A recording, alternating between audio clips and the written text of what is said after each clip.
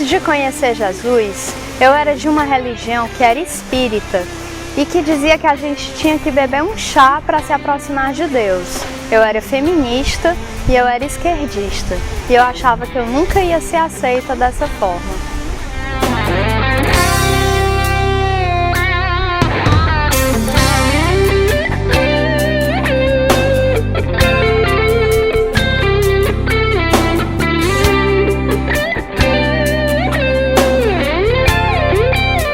Eu achava que eu não iria ser aceita na IBC, por eu ser da comunidade, por eu ser uma pessoa simples. Mas a partir do momento que eu resolvi enfrentar e chegar aqui até a IBC, eu vi que a minha condições social, de vida e a deles não era diferencial para a gente não ser as mesmas pessoas, para eles não me tratar de igual para igual. E prova maior disso foi o Aristide me ter oferecido carona, uma vez, por ele ser o administrador da igreja e eu ser uma simples pessoa da comunidade, ele me ofereceu carona e me tratou de igual para igual. Isso para mim foi assim um pontapé inicial, a barreira que eu precisava que tivesse sido quebrada, que eu vi que eu poderia ser amada do jeito que eu sou, que todo mundo poderia me amar do jeito que eu sou e simples como eu vivia.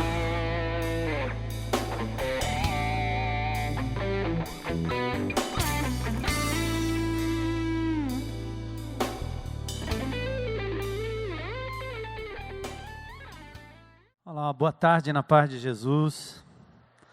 Meu nome continua sendo Armando. Estou aqui na presença de Deus, lutando com as minhas adicções, algumas vencidas há muitos anos, outras que eu tenho que lutar ainda hoje. Sempre tentando buscar diante de Deus o aperfeiçoamento do caráter segundo a imagem de Jesus. É uma luta diária, uma luta constante. É por isso que nós estamos anunciando aos 4 ventos que ainda há lugar, ainda é possível, e você pode de verdade ser aceito do jeito que eu fui aceito 40 anos atrás, achando que Deus jamais me receberia como filho. Então nós estamos começando, hoje é uma introdução que nós vamos dar à série das 8 pregações que vão resumir os 12 passos celebrando a restauração.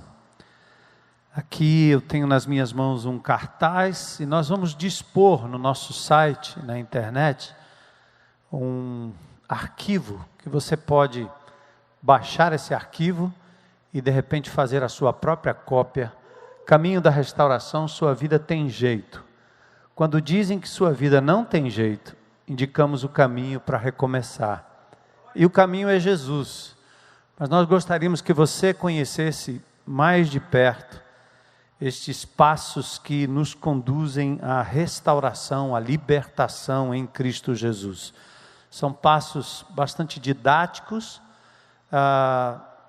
eles são baseados nos 12 passos do AA, dos Alcoólatras Anônimos, e são passos que te levam à oração da serenidade e a reconhecer que nós não estamos sozinhos, não precisamos lutar sozinhos contra nossas falhas de caráter, nossos vícios, nossas lutas interiores.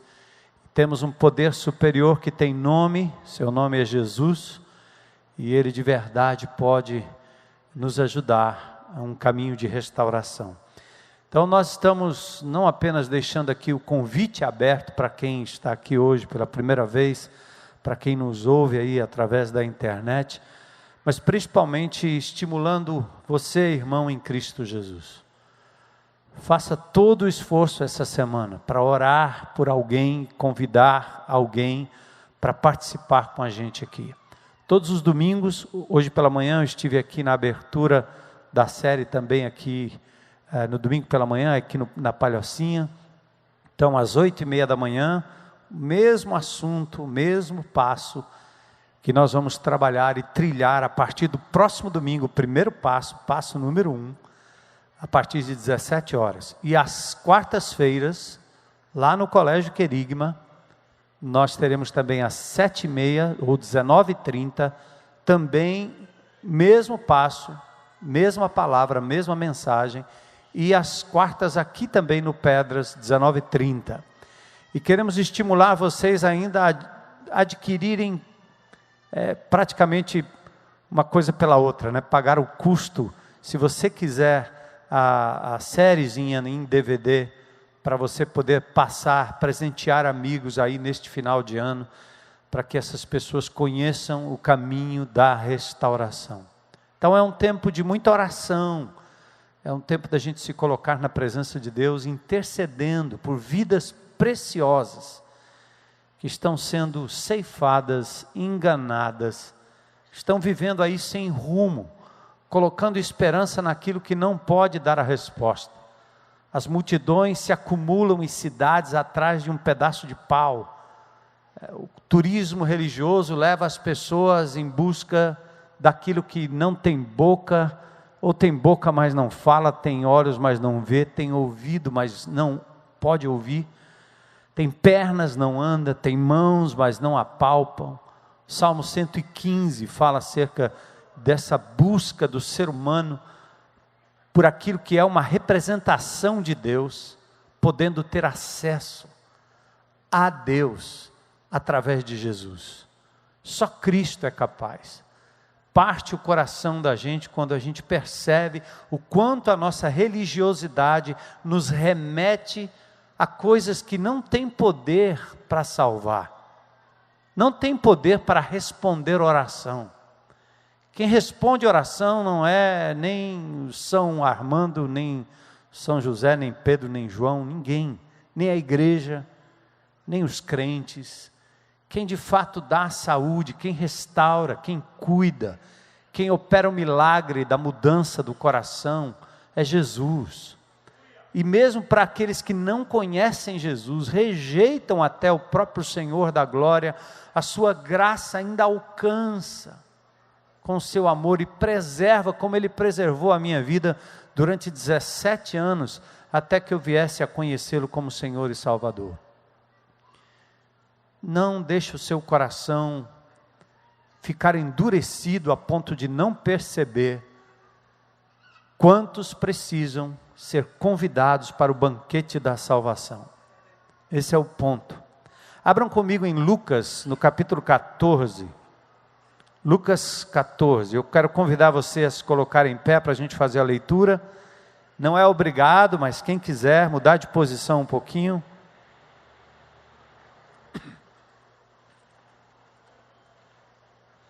E a despeito da oração, vocês perceberam que o Daniel tem nos conduzido a um momento de oração aqui antes do culto.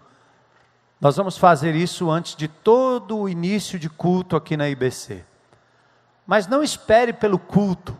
Oração é algo que você deve praticar individualmente.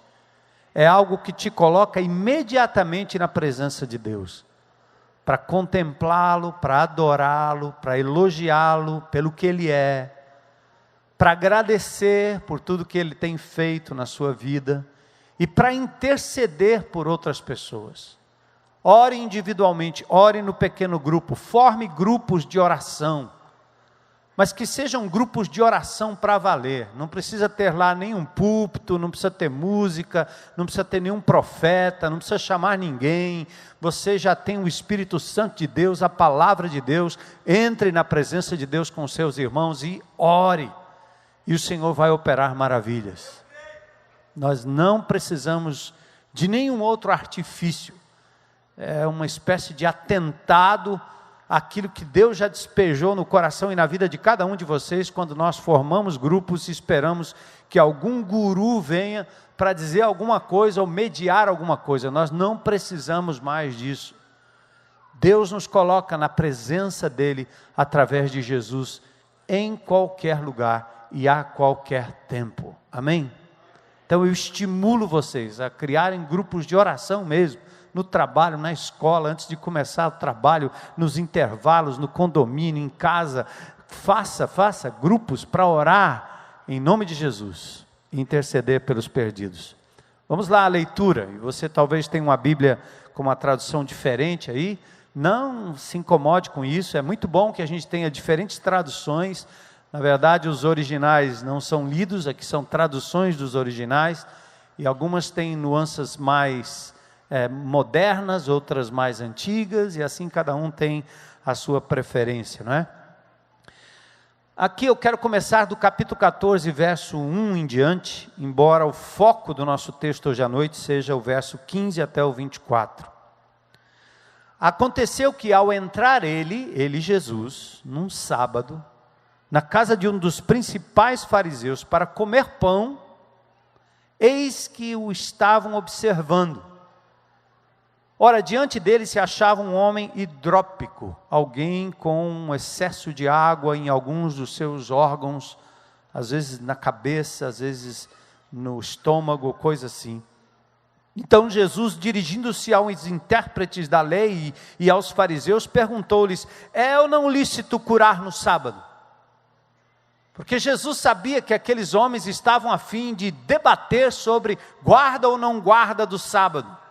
Parece alguns, nos tempos modernos, que querem voltar ao velho judaísmo, na observância irrestrita do sábado. Jesus diz: é lícito ou não é lícito curar no sábado? Eles, porém, nada disseram. E Jesus tomou aquele homem e o curou e o despediu. E certamente sabendo, o que aqueles homens estavam pensando, Jesus lhes perguntou: qual de vós, se o filho ou o boi cair num poço, não o tirará logo, mesmo em dia de sábado? Outra pergunta intrigante para aqueles que proibiam qualquer tipo de movimento ou trabalho no sábado. A isto nada puderam responder. E reparando como os convidados escolhiam os primeiros lugares, propôs-lhes esta parábola: quando por alguém fores convidado para o casamento, não procures o primeiro lugar, para não suceder que, havendo um convidado mais digno do que tu, vindo aquele que te convidou e também a ele te diga: dá o lugar a este, então irás envergonhado ocupar o último lugar. É como entrar num casamento e ocupar o lugar dos padrinhos, sem ser o padrinho. Ops! Pelo contrário, verso 10. Quando fores convidado, vai tomar o último lugar, para que quando vier o que te convidou, te diga: amigo, senta-te mais para cima, ou mais para frente. Ser-te-á isto uma honra diante de todos os mais convivas. Pois todo o que se exalta será humilhado, e o que se humilha será exaltado. Disse também a que o havia convidado: quando deres um jantar, uma ceia, não convide os teus amigos, nem teus irmãos, nem teus parentes, nem vizinhos ricos, para não suceder que eles, por sua vez, te convidem e sejas recompensado. Parece um recado de Jesus para os PGs da IBC, né? Antes, ao dares um banquete, convida os pobres, os aleijados, os coxos e os cegos, e serás o quê? Feliz, bem-aventurados, pelo fato de que eles não têm como te recompensar. A tua recompensa, porém, tu a receberás na ressurreição dos justos. Chama para dentro quem não pode retribuir. Coxos, aleijados, mancos, esses indivíduos simbolizam aqueles que não têm meios próprios para chegarem até o banquete, até a casa. São aqueles que não têm nenhuma provisão para recompensar o favor. E aí Jesus entra na parábola. Ora, ouvindo tais palavras, um dos que estavam com ele à mesa disse-lhe: bem-aventurado ou feliz aquele que comer pão no reino de Deus. Ele, porém, respondeu: certo homem deu uma grande ceia e convidou muitos. À hora da ceia enviou o seu servo para avisar aos convidados: vinde, porque tudo já está preparado. Não obstante, todos a uma começaram a escusar-se ou dar desculpas. Disse o primeiro: comprei um campo e preciso ir vê-lo. Rogo-te que me tenhas por escusado. Outro disse: comprei 5 juntas de bois e vou experimentá-las. Rogo-te que me tenhas por escusado. Desculpa, não posso ir. E outro disse: casei-me, por isso não posso ir. Voltando o servo, tudo contou ao seu senhor. Então, irado, o dono da casa disse ao seu servo: sai depressa para as ruas e becos da cidade e traze para aqui os pobres, os aleijados, os cegos e os coxos. Depois lhe disse o servo: Senhor, feito está como mandaste, e ainda há lugar. Respondeu-lhe o Senhor: saí pelos caminhos e atalhos, e obriga a todos a entrar, para que fique cheia a minha casa. Porque vos declaro que nenhum daqueles homens que foram convidados provará a minha ceia. Vamos orar. Senhor,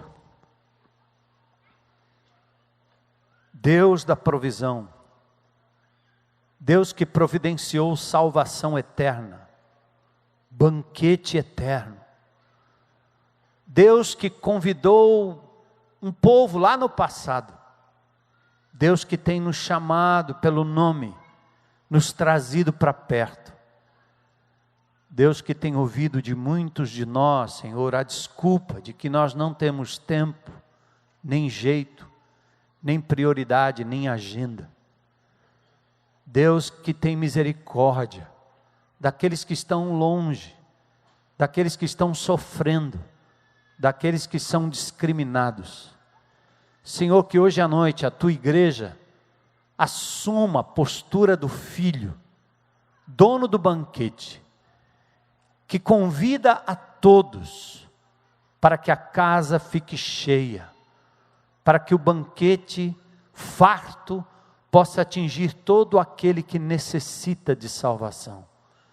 Sensibiliza teu povo, Senhor, hoje à noite, com esta palavra que é tua palavra.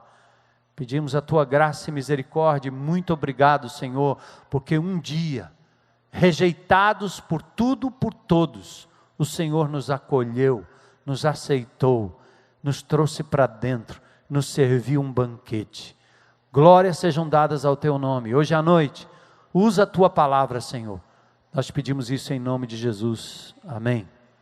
Amém. Podem sentar.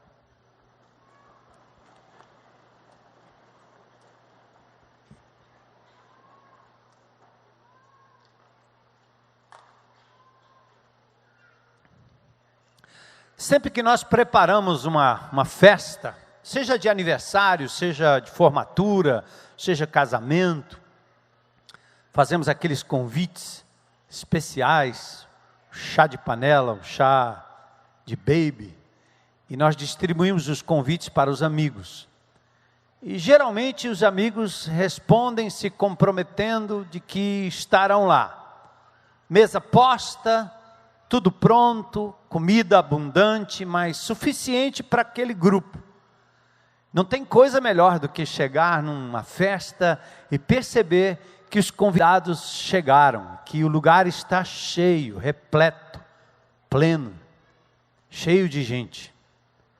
Mas eu também, ao longo desses anos de ministério, tenho estado em alguns lugares onde não foi difícil perceber a frustração, porque o convite foi feito e as pessoas não chegaram, pelo menos no número que se esperava. O lugar fica vazio, o coração fica triste, e ficamos pensando, por que será que os convidados não vieram? Na história da salvação, Deus fala de um banquete que está sendo preparado na eternidade. Deus usa essa imagem porque é a imagem humana da alegria, do convívio, da partilha, do estarmos juntos, do prazer de se sentar à mesa e usufruir de um momento em família, um momento gostoso, ter sido convidado para aquela festa, aquele banquete. É por isso que o livro do Apocalipse, por exemplo, lá no capítulo 19, fala das bodas do Cordeiro. Jesus, o noivo, recebe a igreja, sua noiva, e celebram as bodas do Cordeiro lá na eternidade. Apocalipse 19:9 diz: felizes aqueles que são chamados à ceia bodas ou das bodas do Cordeiro. Outra peculiaridade desta festa divina, preparada para o seu povo no futuro, na eternidade, é que é uma festa repleta. A palavra de Deus diz: multidão que ninguém podia enumerar. 19:1, Apocalipse 7:9, depois dessas coisas vi, eis grande multidão que ninguém podia enumerar, de todas as nações, tribos, povos e línguas. Deus parece estar interessado em mais do que um punhadinho de gente, a raça humana inteira. Deus não imaginou que a terra fosse parar onde parou, porque Ele deu ao homem o arbítrio para fazer o que bem quisesse, inclusive negar o próprio Deus. E aí o homem bola uma raça humana sem padrão, sem ética, sem moral, sem vergonha, sem família. E na destruição da família destrói-se tudo mais. E aí nós colhemos o que nós temos colhido hoje na nossa sociedade. Mas Deus ainda tem um oásis.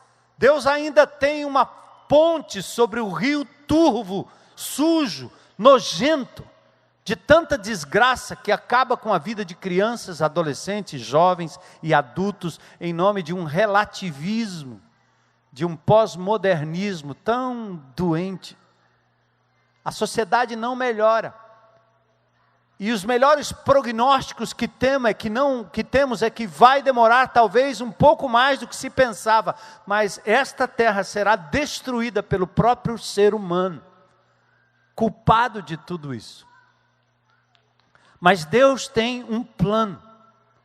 Nós não precisamos viver nos esgotos da vida, tentando achar um alimento que não sacia nossa fome, tampouco a sede. Deus fala de um banquete eterno. Esse banquete não tem só a ver com comida, mas a felicidade, a paz de verdade, o amor na sua essência, a amizade, o respeito, a verdade, a justiça, valores que a palavra de Deus anuncia na pessoa de Jesus por séculos.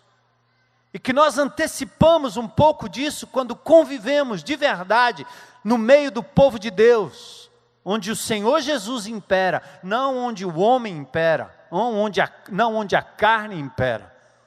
Deus então promete um banquete, muita gente. E eu acho interessante que a própria preparação dessa história começou lá em Atos, no capítulo 2. Jesus vem, ano 0 ou 4 antes desta era. Ele nasce numa família humilde, simples. Aos 30 anos de idade ele inicia o seu ministério público. Esteve submisso aos seus pais durante todo o tempo da sua juventude, dos 12 aos 30. Só revistas como Super Interessante, para vender a capa, vão dizer que Jesus esteve entre os essênios durante a sua juventude. Balela, porque nenhum judeu na história sairia de casa para tal aventura. Todos eles são criados dentro da própria casa, depois do bar mitzvah, aos 12 anos de idade. Toda a reportagem que trata do nome de Jesus desta forma, não tem nenhum fundamento histórico, nenhum fundamento arqueológico, mas vende, porque é legal. O povo gosta de qualquer coisa que porventura possa desmentir ou sabotar a pureza da mensagem do Evangelho de Cristo. Só que não conseguiram ainda, vão continuar tentando e jamais conseguirão. Mas Jesus esteve ali durante aquele tempo submisso. Aos 30 anos de idade, ele então vem para publicamente ministrar, independentemente da sua família, da sua mãe, dos seus irmãos, na carne. Ele prega a palavra, junta um grupo de discípulos e vem com a missão clara de dar a sua vida na cruz do Calvário por mim e por você, Cordeiro de Deus que tira o pecado do mundo. Ao terceiro dia, depois de experimentar a morte no meu lugar, no seu lugar, sem dever, ao terceiro dia, ele ressurge dentre os mortos, vence o pior dos nossos adversários, vence o maior de todos os medos, o medo da morte, a morte, o grande adversário. Cristo ressurge, ele não reencarna, ele ressurge, e a partir dali, ele então comissiona os seus discípulos, seus apóstolos, 12 na época, aqueles de verdade, ou 11, porque Judas o havia traído já àquela altura, mas ele comissiona seus apóstolos a levarem adiante a missão de resgatar o ser humano, de tirá-lo da insignificância, de tirá-lo desse vazio que o faz buscar nas águas rotas, nos rios podres, na comida que resta, uma forma de se satisfazer, seja o sexo, seja a droga, seja o dinheiro, seja a bebida, seja a balada, seja o que for, coisas que o homem busca, mas cujo fim é só satisfação do vazio da alma, que não aguenta mais uma noite sem a loucura, como eu fiz durante anos na minha própria vida. Cristo veio para dar vida, vida em abundância, vida sadia, que restitui o ser humano à sobriedade, alegria sem cachaça, pode? Viagem sem cocaína, sem a carreirinha, sem a droga da maconha, que tal? Se sentir amado e amado sem ter que abrir a blusa ou tirar a roupa para se dar sexualmente, e aí sim se sentir um objeto trocado por uma noite, por um carro, por um motel, por um dinheiro. Esse é o mundo que nós temos.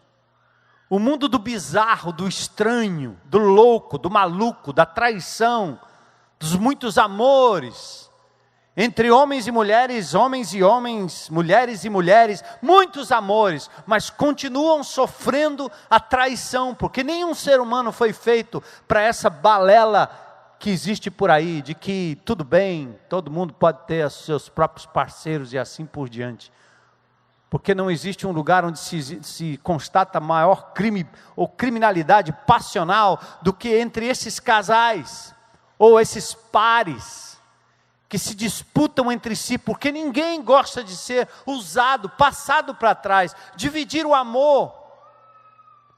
Jesus vem para resgatar o ser humano disso, para trazê-lo para um lugar de graça, de misericórdia, de amor, de perdão, de felicidade, que não vem do outro, mas vem do alto. E lá em Pentecostes o Senhor começou uma obra nova. Ele derrama sobre a sua igreja 120 pessoas reunidas num lugar, lá num cenáculo, num quarto separado. 120 pessoas estão ali em oração, dizendo: Senhor, age, manda a tua promessa. E a partir dali, no dia de Pentecoste, Pedro pregando, demonstrando aqueles judeus religiosos, que não era aquilo, não era o templo, não era o sacrifício, não era a estátua, não era o pedaço de pau, não era nem Francisco, não era nem Maria, não era Cícero, ninguém seria capaz de resgatar o ser humano, a não ser Jesus. Pedro pregou Jesus para aqueles judeus, e num dia só, numa pregação só, 3.000 pessoas entregaram a vida a Cristo naquele dia, dizendo: nós cremos que Ele ressuscitou dentre os mortos, que Ele é o Messias, que Ele é o Senhor, que Ele é aquele que nos resgata, é aquele que nos dá razão de viver.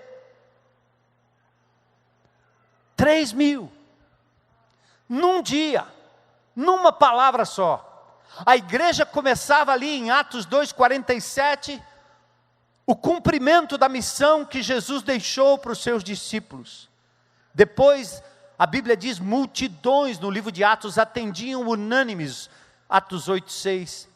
Na Judéia e na Galiléia diz que a igreja crescia de forma sólida, saudável, e crescia numericamente, Atos 9,31.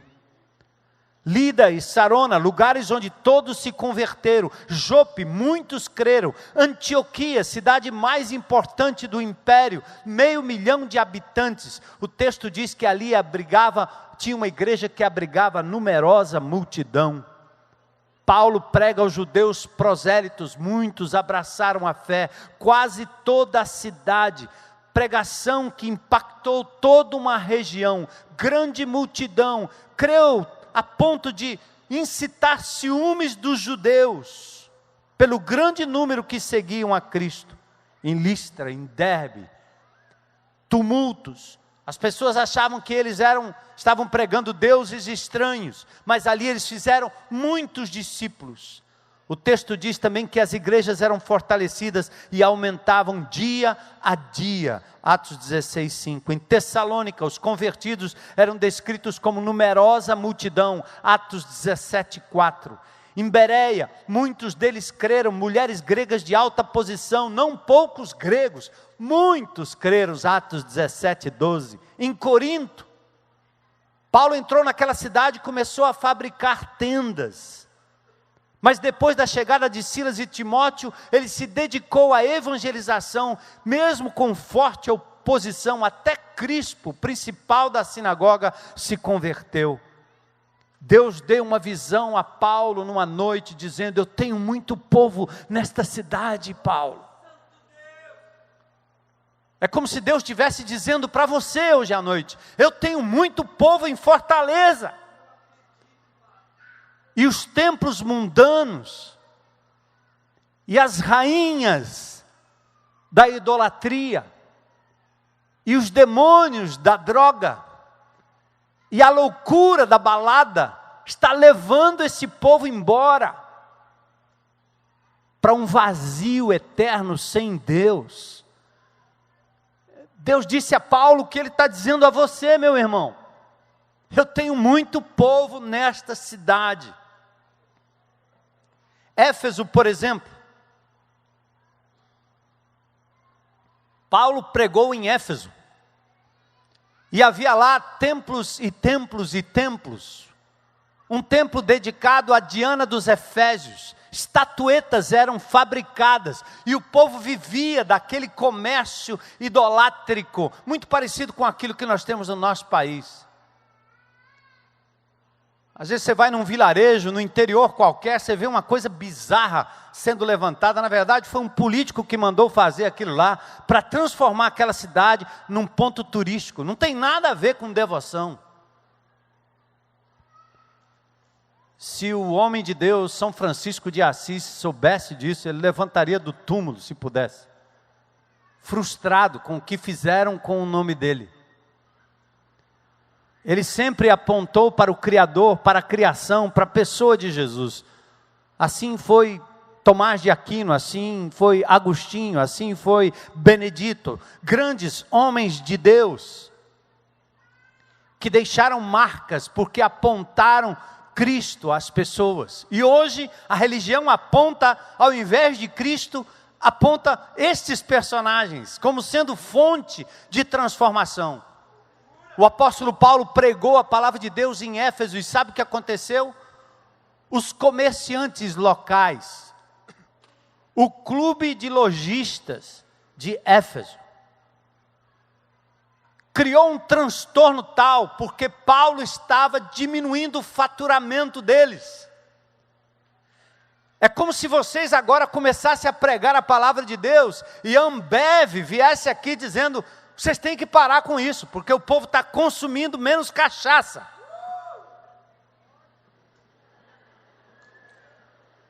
Os donos da Ipioca: pastor, não dá, só está saindo água. Cachaça, ó. Cerveja, ó. E os caras da boca de fumo, aqui dessa favela, ali no Dendê, ali no Curió, ali no Camará, em tantos outros lugares, pela influência da palavra de Deus, traficantes convertidos, usuários convertidos, e os caras dizendo: que é isso? Estão dando desfalque no nosso comércio. Tem? Estão dando desfalque no nosso comércio. Paulo pregou em Éfeso a tal ponto que os comerciantes disseram: para com isso, que nós vamos falir.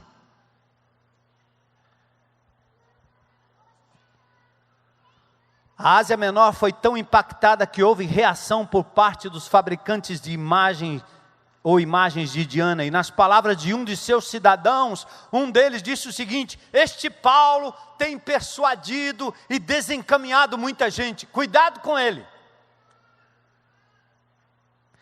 O fato é que Deus está dizendo a mim e a você: eu tenho muito povo nessa cidade. Eu tenho muito povo ainda na família que você pertence. Eu tenho muito povo no seu condomínio. Eu tenho muito povo na sua escola. Eu tenho muito povo no seu local de trabalho. Deus diz: eu ainda tenho muito povo nessa cidade. A quem Deus estaria chamando? A quem Ele está tentando atrair em Fortaleza? Quem seriam os mensageiros desse convite? Você, eu. Aqui nós temos uma parábola, vamos para o foco central dessa parábola. Os que se recusam a atender não entrarão, os que se constrangem em entrar, estes sim entrarão. Toda parábola na Bíblia tem um ponto focal. Nos itens perdidos de Lucas 15, Lucas 19:10 resume: eu vim buscar e salvar o que se havia perdido. O filho perdido, a dracma perdida, a ovelha perdida, denota como foco central das 3 parábolas que Deus tem seu coração voltado para aquele que está lá fora perdido. Ele deixa as 99 ovelhinhas e vai atrás daquela que está perdida. Isso não é o irmão que está dando trabalho, que decidiu sair fora da igreja, não tem nada a ver com isso. É a ovelha perdida, como o filho estava perdido, como a dracma estava perdida. Eu vim buscar e salvar o que se havia perdido, disse Jesus. E aqui a mesma coisa. Nessa parábola, nós temos aqui um banquete. Jesus responde a um dos discípulos que observou: bom, feliz é o homem que comer pão no reino de Deus. Ao que replicou Jesus: um certo homem, em Mateus capítulo 22, diz um certo rei. Ou seja, essa parábola ilustra o fato de que o Pai eterno preparou para o seu Filho Jesus um banquete. E diz Jesus: certo homem estava preparando um grande banquete e convidou muitas pessoas. Presta atenção. E você que é crente em Cristo Jesus há tantos anos, e que num certo sentido você pegou esse vírus de achar que a igreja de Jesus tem que ser pequenininha, poucas pessoas, quase ninguém. Vamos manter a nossa fé aqui guardada entre nós. Vamos nos reunir como grupo pequeno, meses e anos a fio, para que ninguém entre. Só aqueles que nos podem retribuir com amizade. Ou talvez com outro convite da outra semana, ou na próxima semana.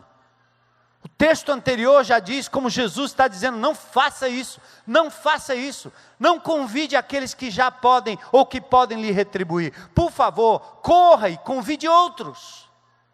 Ele está falando de novo dos perdidos, daqueles que os fariseus, saduceus da época, os religiosos da época, queriam passar longe deles. Escórias da sociedade, desprezado pela religião. Aqui a ceia é grande, meu amado. É grande ceia. Os convidados são muitos. Historicamente uma nação para as nações, todas as famílias da terra, aqui os nobres, os de grande poder aquisitivo, muitos foram convidados, convitezinhos por escrito. E eu digo, quando a ideia de multidão nos assusta, multidão que chega perto do Senhor, multidão que é levada ao Senhor, multidão que louva ao Senhor, quando a intimidade nos contém num casulo inquebrável, como um grupo pequeno, como o seu próprio coração, como a sua rodinha de amigos, impenetrável, tem algo errado. Você não está ligado no banquete divino e na dimensão do que Deus está preparando para as pessoas que ainda não o conhecem. Eu disse aqui a semana passada em João 17, Jesus orou não apenas por aqueles que estavam ali, mas por aqueles que ainda haverão de crer. Nós abrimos agora uma série celebrando a restauração, para que você tenha oportunidade de fazer dos momentos de culto um momento facilitador. Traga, arraste, venha, busque, onde eles estiverem, ore, para que o inimigo de Deus, nesse jogo de braço, nessa luta, não vença. Porque o inimigo atrapalha. Você convida, o cara não quer. Você convida, o cara não vem. O filho fica doente, o outro fica com febre, não dá certo. Você precisa orar para que a intervenção divina também aconteça de forma miraculosa e a pessoa possa se ver livre para vir conhecer Jesus.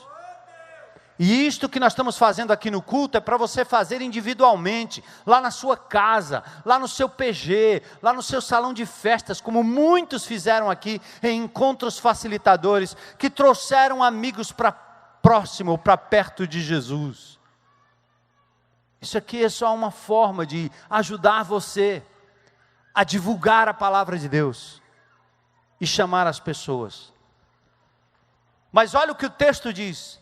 O convite foi feito, vinde, porque tudo está preparado. Pronto, chegou a hora, disse o servo. Aqui a figura do próprio Jesus, que veio a este mundo, anunciou salvação, mas foi rejeitado. As pessoas mais importantes do reino foram convidadas com antecedência, e o mensageiro levava um lembrete: hoje é o dia da festa, podem vir, é o dia da festa, é o dia da festa, é o dia da festa. Só que aqueles que foram privilegiados com o primeiro convite, logo tinham desculpas. 3 desculpas. O texto declina cada uma delas. Mas eles começaram um por um a apresentar desculpas para não vir ao banquete. O primeiro disse: acabei de comprar uma propriedade, preciso ir vê-la, por favor. Desculpa aí.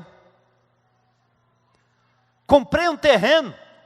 Desculpa lavada, porque qualquer judeu, antes de comprar um terreno, iria conhecer palmo a palmo do terreno, bem como seus rios, suas fontes, suas árvores, e aí esses itens fariam parte do contrato.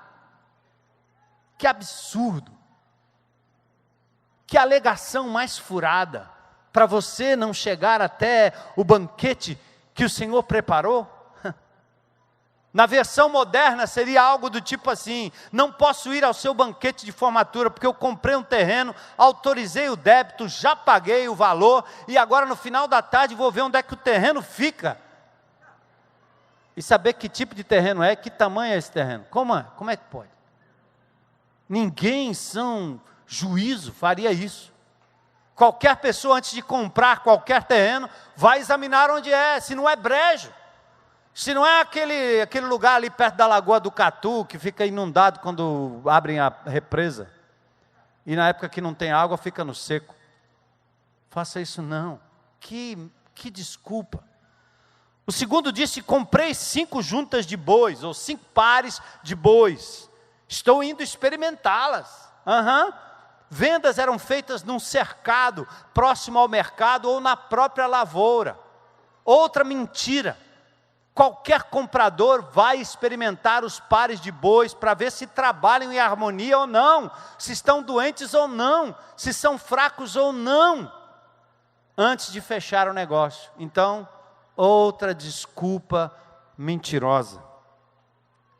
A versão moderna seria como alguém que tem um sítio grande e resolveu comprar assim uns 10 cachorros para tomar conta do sítio, fazer os cães de guarda. Aí ele entra lá na internet, anunciado lá o cachorro, ele paga pelos 10 cachorros, diz: comprei os 10 cachorros, agora eu vou ver aí como é que... Eu preciso ver os cachorros, não vi os cachorros ainda. Já pensou se for aqueles bichinhos desse tamanho, os pinchezinhos? Bem sequinho, bem doentinho, deprimidos, cheio de vermes, sarna para se coçar. Que bobeira, que desculpa para não fazer parte do banquete. E o terceiro tem uma outra desculpa estranha: casei-me. Ora, traz a mulher. Casei-me. Mas quando o convite foi feito, você não disse que tinha casamento naquele dia. O convite já havia sido aceito. E se a data coincidia com o casamento, por que não avisou antes? O casamento é uma desculpa, pois não teria acontecido no mesmo dia, numa circunstância como essa. Legítimo, mas não prioritário, dado a dignidade do convite e a rudeza da desculpa. Queridos, Deus tem convidado o seu povo. Isso aqui é uma alusão também a Jesus, que lá desde o Velho Testamento, na pessoa do Jeová, o Senhor dos senhores, chamou um povo lá de Ur dos Caldeus através de Abraão, e vem trabalhando o povo judeu durante séculos e séculos, separando esse povo para que esse povo pudesse ser luz para os gentios.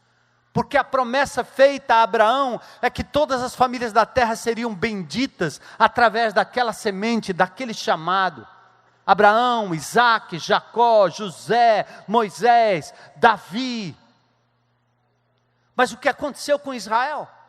Com o passar do tempo, eles criaram os clubinhos, perderam o amor pelos gentios, a ponto de Deus dizer: Jonas, vai lá e prega a Nínive.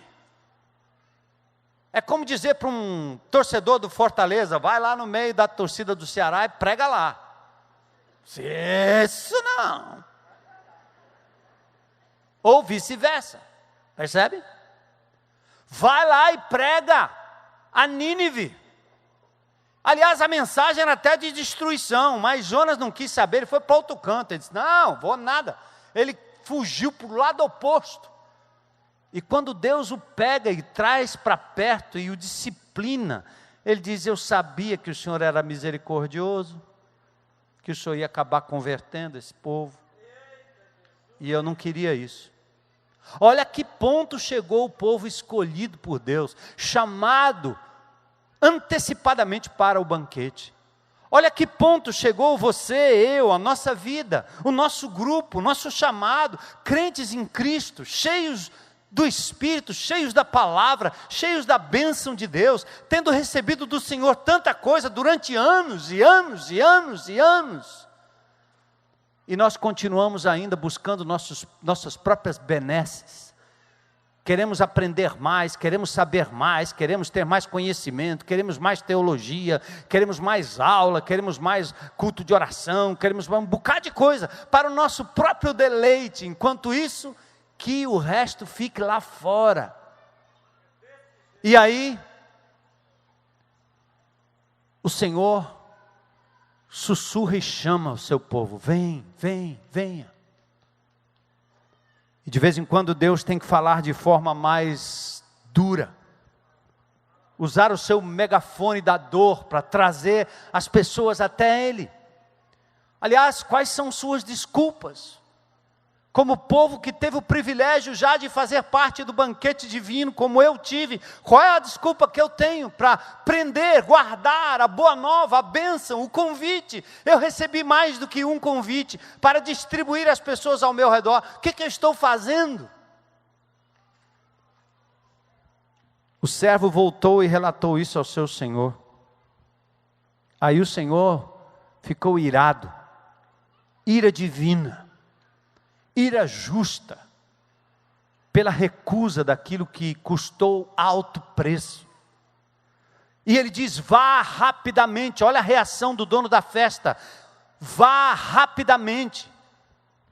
Aqui o tempo é determinante, agora é o tempo, vá logo. Os dias estão sendo abreviados, os dias desta terra, os dias deste país, os dias desta igreja, os nossos dias, os seus dias. Então, vá rapidamente. Agora é tempo. Vá até as ruas e becos da cidade, longe das paredes do templo. Chame os pobres, aleijados, cegos e mancos, judeus desprezados, sem condições de retribuir, discriminados pela sociedade elitizada pela política e pela religião, aqueles aos quais se negou a chance. Vá, meu irmão, vá buscar. O dono do banquete disse: vá, vá, vá. Diga a eles que a vida tem jeito. Diga a eles que o amor tem jeito. Diga a eles que tem jeito para a doença, tem jeito para a decepção emocional, tem jeito para a frustração. Diga a eles, tem jeito, tem jeito, tem jeito. Deus chamou os sãos, os de bem, os privilegiados, e eles deram desculpas.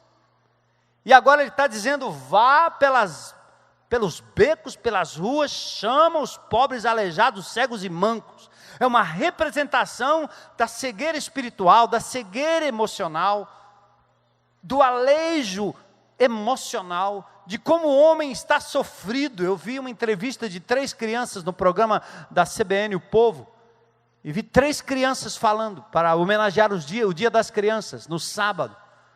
E aquelas crianças passaram o programa inteiro da entrevista dizendo, a coisa que eu mais quero, a coisa que eu mais sinto falta, é da família, é a família, é papai, é mamãe, é família, família, família, família. E no final do programa, uma chorou, porque havia perdido o pai há pouco tempo. O entrevistador tentava dizer que o problema do país era um problema social, era problema de falta de emprego, falta de educação, falta disso, falta daquilo. Essa conversa é outra conversa fiada que esse povo fica bocejando por aí, porque querem que o Estado tome conta da educação dos nossos filhos, querem que o Estado tome conta de tudo enquanto eles destroem a família, porque este é o alvo de um partido secularizado, de uma nação secularizada. Entra um e sai outro, é exatamente a mesma coisa. Querem destruir a família. E as crianças estão gritando, cadê o pai, cadê a mãe, cadê a família, cadê a família, cadê a família, cadê a família, cadê a família, cadê a comunhão, cadê a doação, cadê a troca? Deus está dizendo, vai lá fora, chama estes que estão carentes do meu amor, traz para cá. Aí o servo disse, ei Senhor, o que o Senhor ordenou foi feito, mas ainda há lugar. Como assim? Gente, quando a gente lê esse texto, pense em algo. É a misericórdia de Deus dizendo, ainda tem mais espaço.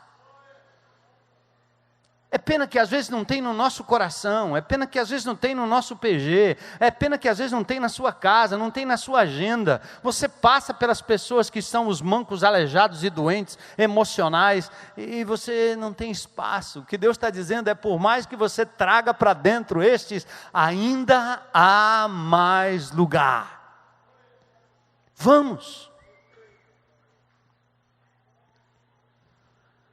O resultado é numérico, ainda tem espaço. Não se pode desperdiçar o banquete, a graça de Deus, o alto preço pago para dar alegria a muitos. É muito bom ter Jesus, é muito bom ser amado por Ele, é muito bom ter paz em Cristo Jesus. É muito bom receber do seu amor, da sua cura, da sua salvação, do seu cuidado, do seu consolo, não é, irmãos? É banquete grande, imenso, farto. Então há lugar para você. Sua vida tem jeito.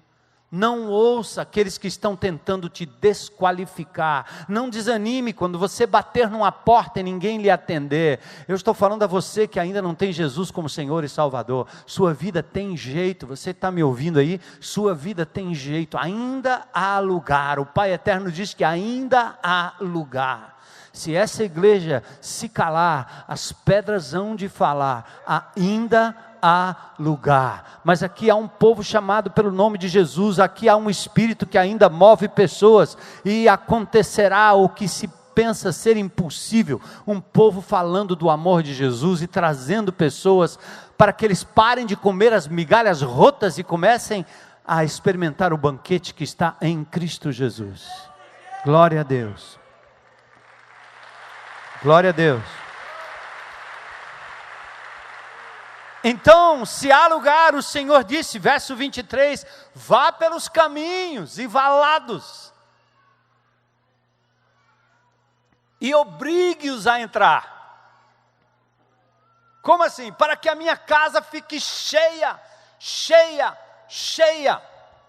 Obrigue-os a entrar, sai pelos atalhos, longe dos muros, em direção aos gentios, aos que não creem, aos que estão longe, aos excluídos, aos debilitados emocionais, aos fracos, aos viciados.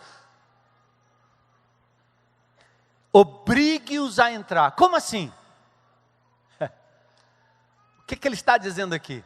É que essas pessoas que estão longe, elas não acreditam que a graça é de graça. Entende? Eles não acreditam que o dom é gratuito. Por isso você dizendo assim, Deus tem para você um tesouro. Não, tem não. E a religião faz uso disso por 500 anos, dizendo para o nosso povo que para alcançar uma graça, tem que carregar um pedaço de pau, tem que andar quilômetros e quilômetros, tem que andar de joelhos, tem que rezar bem muito, tem que fazer boas obras, tem que fazer um bocado de coisa. Esta salvação precisa ser merecida pela força humana. Não é isso que Jesus prega. A salvação é gratuita, Cristo já pagou o preço, Ele já carregou o peso, Ele já pagou, Ele já levou a culpa, Ele já levou toda a maldição sobre si. Por isso a salvação é de graça, é graça, é graça. Então vai lá e puxa o indivíduo, empurra ele para dentro, diga, você não vai ter que pagar nada, entre porque é de graça, entre que o banquete é seu, é para você, vamos. Eu experimentei disso gratuitamente. Aliás, esse texto me diz uma outra coisa. É que nós aqui, que já recebemos de graça, nos esquecemos que foi de graça. E sentamos em cima da nossa autojustiça, achando que Deus está fazendo coisa que de verdade a gente faz é por merecer, porque nós somos bons crentes. E aí nós não estamos nem aí com aqueles que estão lá fora. Porque a gente já se esqueceu do nosso estado miserável, partindo para o inferno, dependente de tantas coisas. Aí a gente perde o amor, os olhos não se enchem mais de lágrimas, a gente não chora mais sobre a cidade, nem sobre os perdidos. Ouça a voz daquele que está dizendo, saiam e tragam. Saiam e obriguem-nos a entrar. Há espaço, há lugar ainda. E aí T.W. Manson, um teólogo intérprete das Escrituras, diz, ele sugere insistente apelo de hospitalidade, que aqui há um insistente apelo de hospitalidade, dado ao constrangimento por não se acharem dignos. Então quero a minha casa cheia, não alguns, mas muitos, casa cheia. Quantos cabem na sua casa? Na minha casa só cabem 10 pessoas. Ora, transforme esses 10 em 10 casas, que vão futuramente trazer outros 10. Olha a sua casa se multiplicando. E quando passar um tempinho com aqueles 10, diga, meu irmão, vai em frente aí. Chama mais gente. Vai pelos valados por aí, meu irmão. Porque aqui nós temos que trazer outros, porque ainda há lugar para esse banquete. Aleluia. E no final a sentença, nenhum daqueles que foram convidados provará do meu banquete. Por quê? Foram convidados e se recusaram. Foram convidados e deram desculpas que não faziam sentido. Curva sua cabeça em oração aí um momento. Qual é a sua disposição hoje à noite? Ainda há espaço. Há muito lugar. Deus tem povo nessa cidade. Você precisa sair, você precisa abrir a casa, a vida, o grupo, juntar jovens, velhos, crianças, homens, mulheres, rejeitados, confusos, perdidos, alguns autossuficientes, ateus, seja como for, pelo amor demonstrado, pela oração feita, pela palavra lida, faze-os entrar, digam a eles que há um caminho de restauração, vamos mostrar Jesus,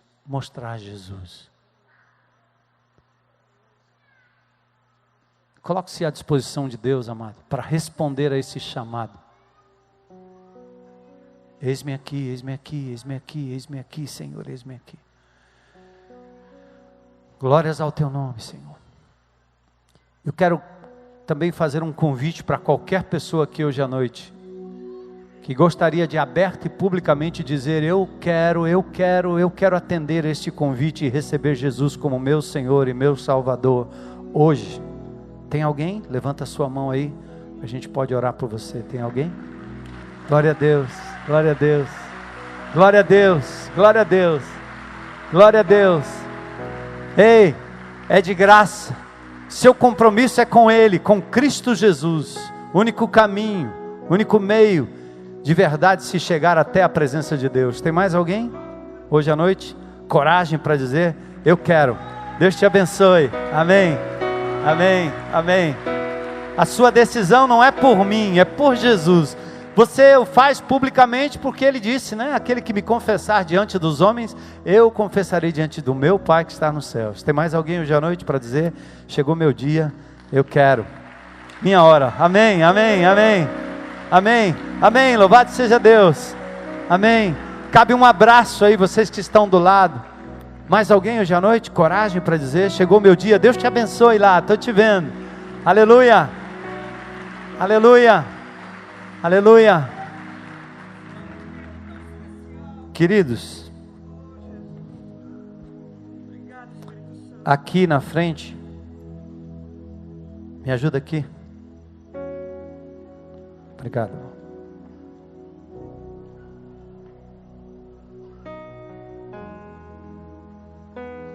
Puxa, quanta coisa boa a essa hora. Pode vir.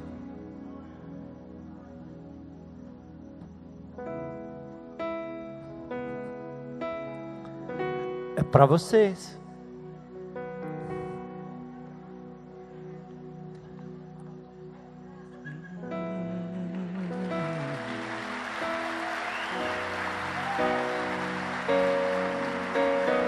É simbólico, né?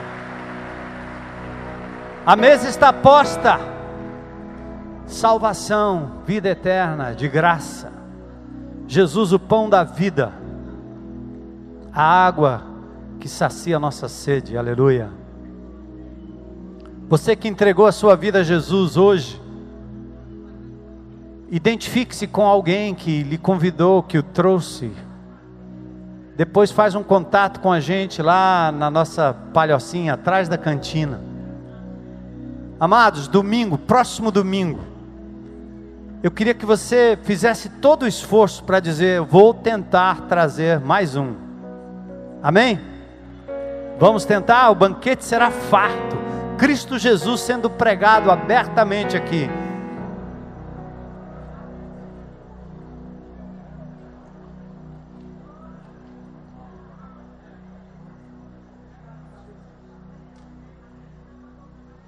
Glória a Deus. Eu não achei que era para mim não, né? Até terminar, ainda tem.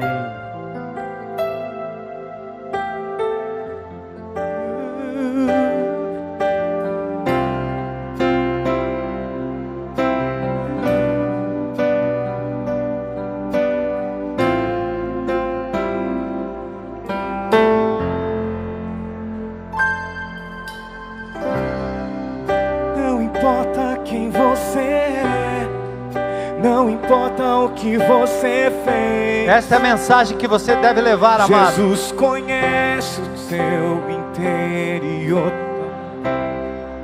Quantas vezes você caiu tentando acertar,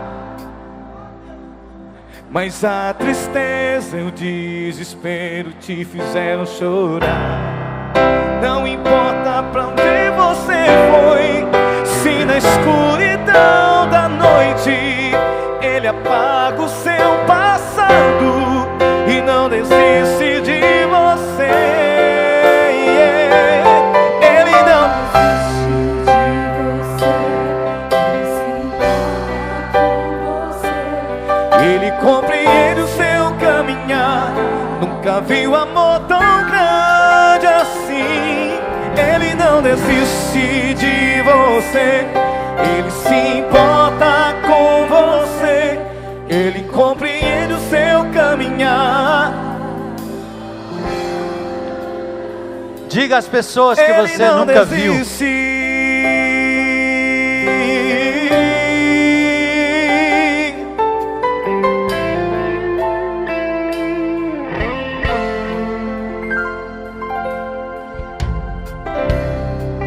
Não importa quem,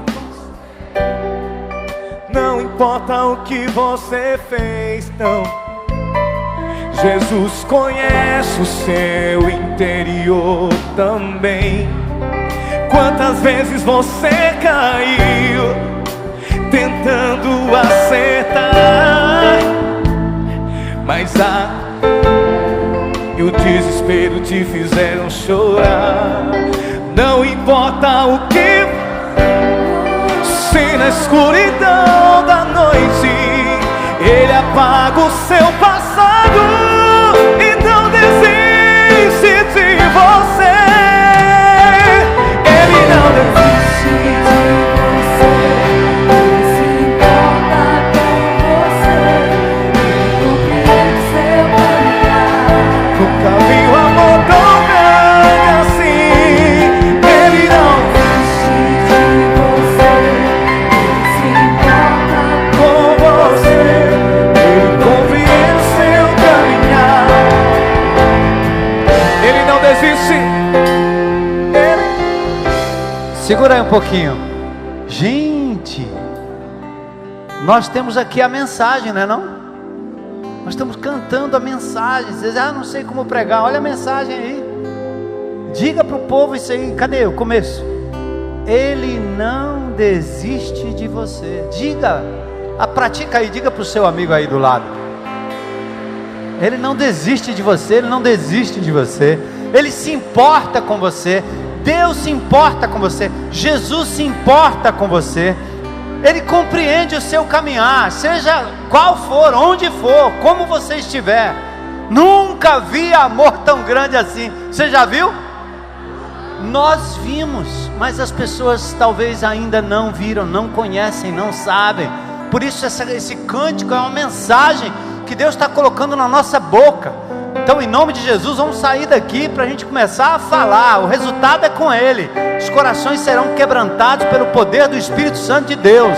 Mas na oração, na palavra, nós vamos encher o banquete divino. Aleluia. Vamos no início. Não importa quem você é, porque Jesus conhece. Quantas vezes você caiu tentando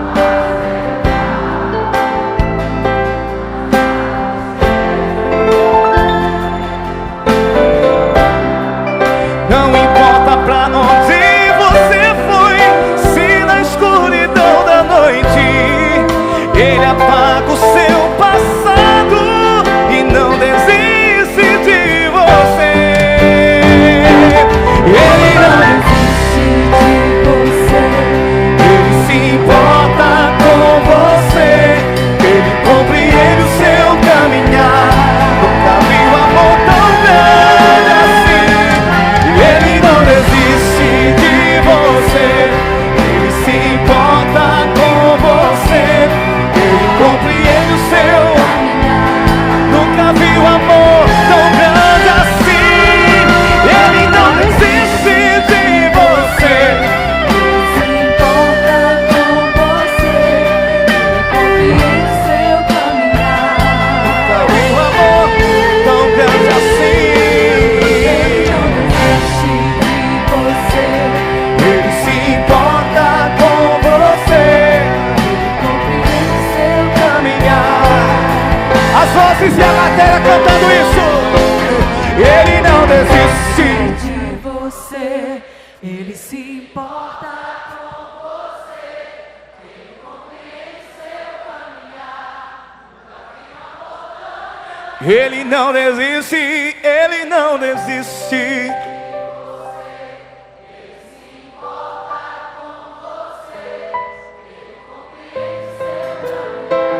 Nunca vi um amor tão grande assim.